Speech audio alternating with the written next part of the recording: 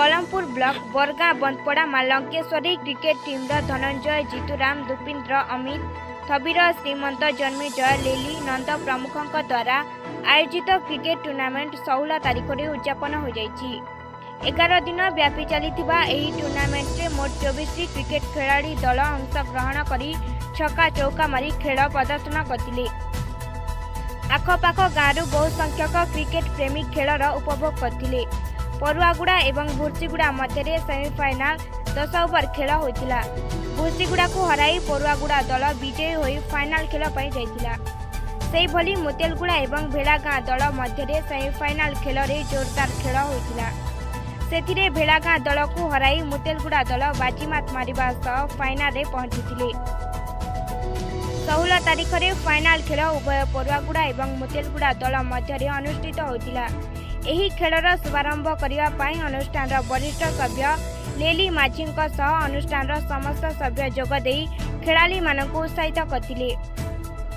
प्रथमे टॉस जीति परुआ दल बैटिंग आरंभ कर 12 ओवर खेल मध्य 8टी विकेट हराई मोट 94 रन संग्रह कर मुतेलगुड़ा दल बैटिंग समय मोट 2टी विकेट हराई 4 ओवर मध्य 95 रन संग्रह कर शेष मुतेलगुड़ा दल को विजयी घोषणा करागला। फाइनाल खेल को पूर्वतन 2 वरिष्ठ खिलाड़ी पुरुषोत्तम माझी और बनमाली माझी परिचालना करथिबा बेले श्रीमंत चरण माझी और रंजन कुमार साहू खेलर धारा विवरणी प्रदान करथिले।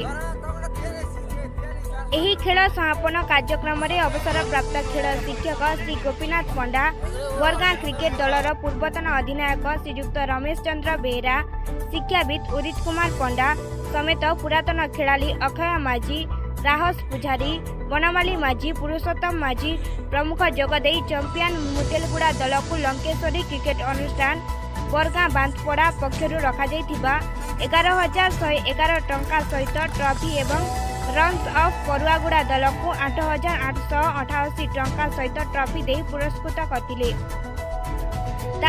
मैन ऑफ द मैच मुतेलगुड़ा दलर धनंजय एवं मैन ऑफ सीरीज मुतेलगुड़ा दलर मूर्ति को ट्रॉफी दे सम्मानित करथिले। बेस्ट कीपर भाव में परुआगुड़ा दल मध्यर खेलाड़ी भगवान को ट्रॉफी दे सम्मानित करागला। मुतेलगुड़ा क्रिकेट दल कैप्टेन तांको टीम सहित उपस्थित रही ट्रॉफी ग्रहण करथिले।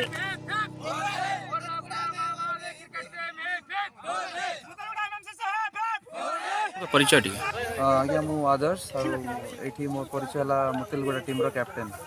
आज आपण विजेता हासिल करछन विजय मुकुट पिंचन से विषय काना कहबे आपन को दल रो होय आज्ञा हमर टीम लागि हम विजेता बात कलु और सब टीम मेंबर सब बढ़िया खेलले बोली कि विनर हेलु। फाइनल मैच थिला तो सब दिन फाइनल खेलवा के मौका कम मिलसे।